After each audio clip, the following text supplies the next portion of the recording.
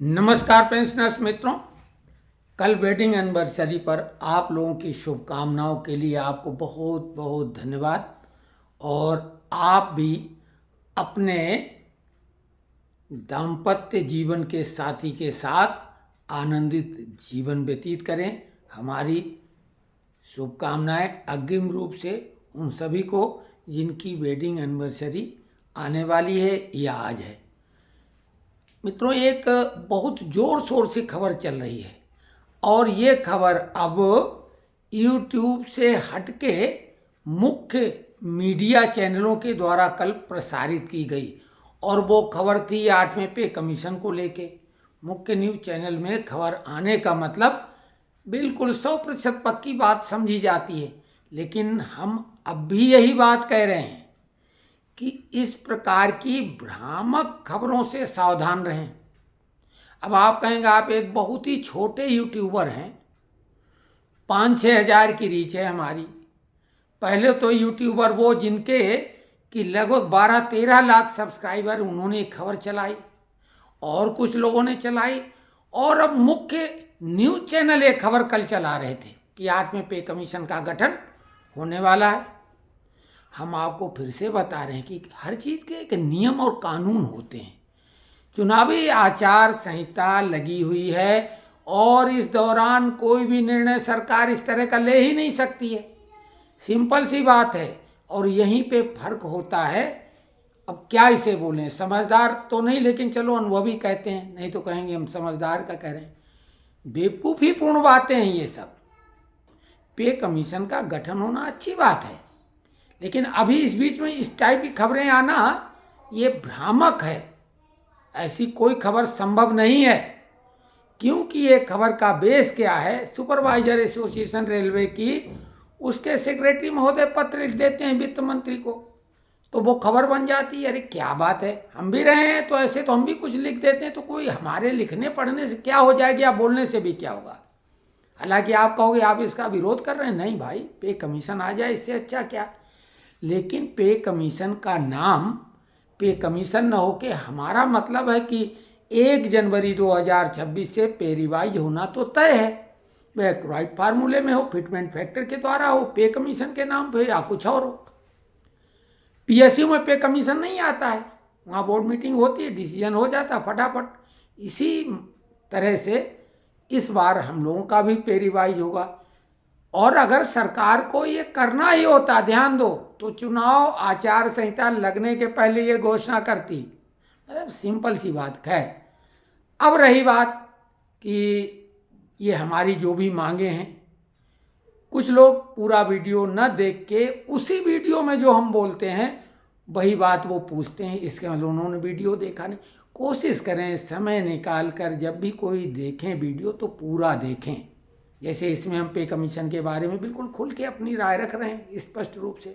हम तो कह रहे हैं हमारी बात गलत साबित हो जाए, अच्छी बात है, लेकिन एक तथ्यात्मक बात होती है, एक ऐसी बात होती है जिसको जस्टिफाई किया जाए।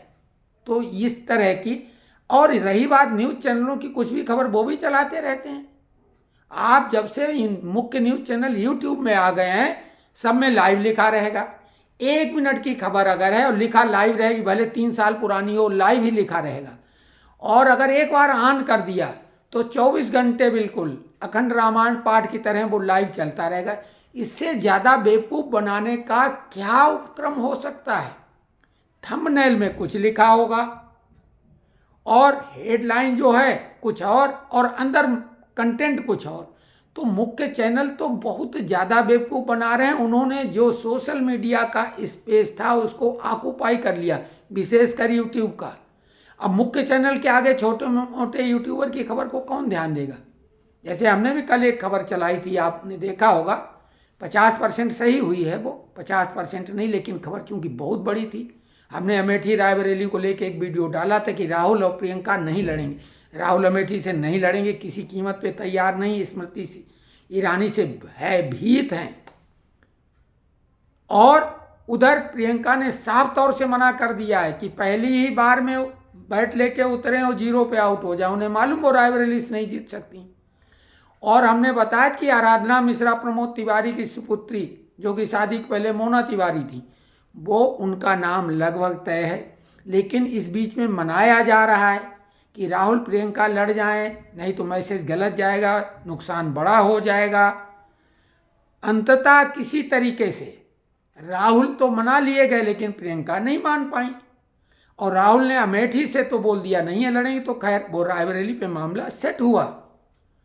लेकिन ये हमारी खबर थी कि राहुल अमेठी से किसी कीमत पे नहीं लड़ेंगे और प्रियंका किसी कीमत पे रायबरेली से नहीं लड़ेंगी, कि दोनों एक अपने अपने क्षेत्रों का हाल अच्छे से जानते, क्योंकि प्रियंका गांधी रायबरेली का देख रही थी। अब आराधना मिश्रा तैयार हो चुकी थी, पूरी तैयारी उनकी थी। पिता प्रमोद तिवारी तैयार थे। प्रमोद तिवारी ने जैसे किशोरी लाल शर्मा का नाम अमेठी से डिक्लेयर हुआ, बोला ये कौन है, हम तो जानते ही नहीं, अब बोलो आप।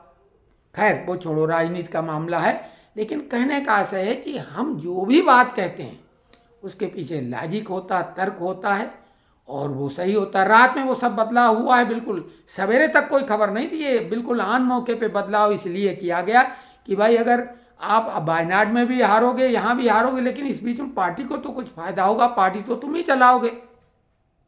तो भाई दुकान है वो तो उनकी मोहब्बत की दुकान, तो कांग्रेस तो पार्टी की बजाय दुकान बन चुकी है। अब कई लोगों की हमारी इन बातों से बहुत दिक्कत होगी। ये सीधे सीधे भैया सब मामलों से जुड़ा हुआ है चुनाव।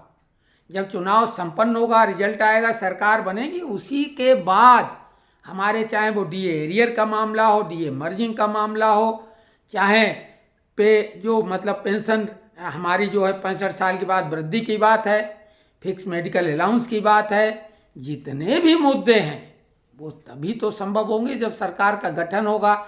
इस चुनाव के बाद कई लोग बोलते हैं भाजपा को हटाओ तो सब मिल जाएगा।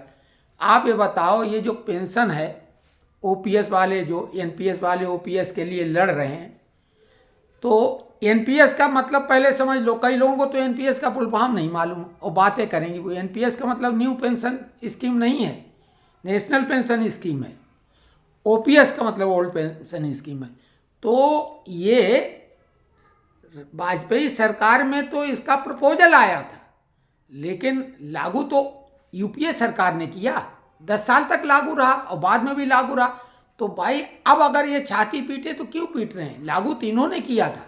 ये बहुत सारी योजनाओं को पलट देते हैं जो पिछली सरकार के द्वारा होता है, पाठ्यक्रम तक बदल लिए जाते हैं। लेकिन इस बात को कैसे इनने मान लिया? तो इसका दोषी तो कांग्रेस ही है। भर्ती पे रोक किसने लगाई थी? उस समय तो भाजपा के पास 2 सीटें थी। इंदिरा गांधी का प्रपोजल था, राजीव गांधी 404 सीटें जीत के आए, उन्होंने भर्ती पे रोक लगा दी थी, आप याद करो। तो कांग्रेस को लोग जो ये कहना चाहते हैं कि वो श्रमिक की हितकारी है, अब वो आप खुद समझ लो। रही बात नए दौर में नए ढंग से सरवाइव करने के लिए संस्थानों को बोझ बनाने के बजाय उनको प्रोडक्टिव बनाया जा रहा है, इसमें तो अच्छी बात है। भाई आपके संस्थान, बीएसएनएल को देख लो, बीएसएनएल को ख़त्म कर दिया था कांग्रेस ने लगभग, और उसी बीएसएनएल को ये सरकार अब चला रही। अब वो 6G के बारे में सोच रही। तो कुल मिला के एक बात ध्यान रखो, आप किसी भी पार्टी के सपोर्टर हों, लेकिन जब तक नई सरकार गठित नहीं होगी तब तक कोई भी मुद्दे पे कुछ भी निर्णय नहीं संभव है, except court case. Court case के मामले होते हैं, तो कोर्ट केस में तो केजरीवाल, मनीष सिसोदिया, कविता, इन्हीं के केस डेली कोई ना कोई, कहीं जमानत, कहीं ये कहीं वो ये।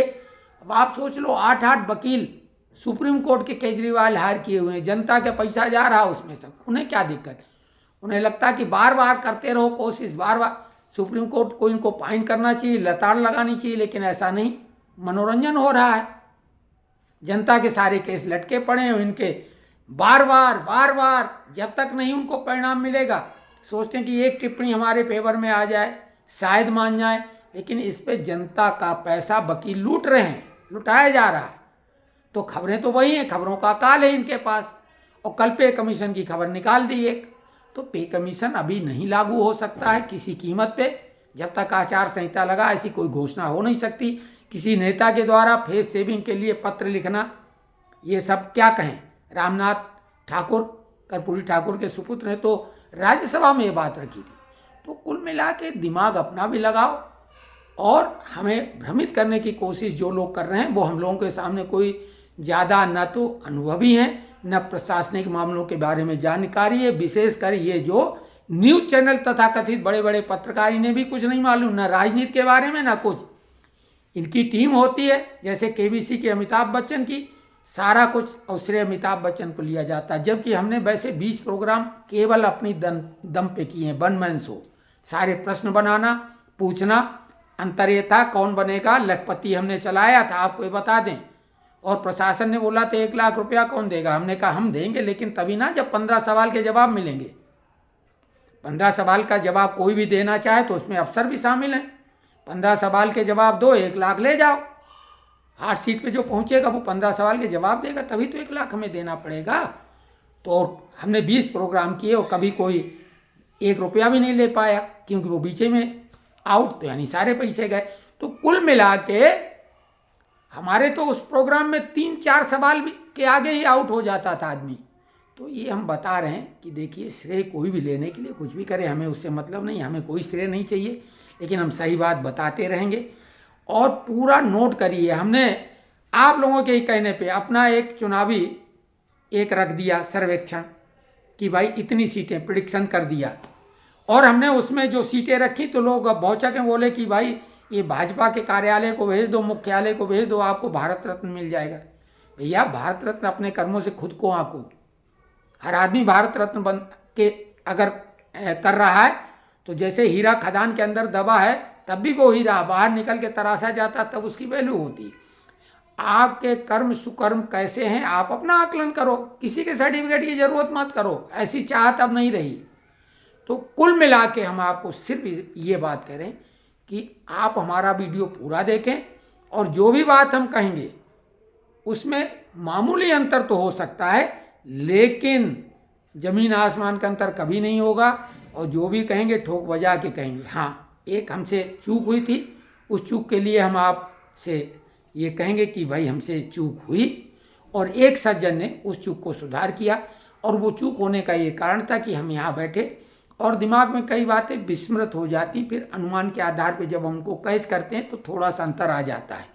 तो हमने जो कंसल्टेशन फीस है CGHS कार्ड होल्डर की, वो कंसल्टेशन फीस 300 बता दी थी। एक सज्जन ने बोला नहीं, हम तो CGHS कार्ड होल्डर हैं और 350 रुपये कंसल्टेशन फीस है। बिल्कुल सही उन्होंने बोला। हमारे दिमाग में उस समय 350 के बजाय 300 का आंकड़ा आया था, वो तो और ज़्यादा है। हमने यही बोला 300 फीस बहुत ज़्यादा है, अगर दोनों लोग दिखाने जाते हैं और महीने में 2 बार तो अब तो फिर 1200 रुपये हो जाती, लेकिन अब तो ये 1400 रुपये हो जाती।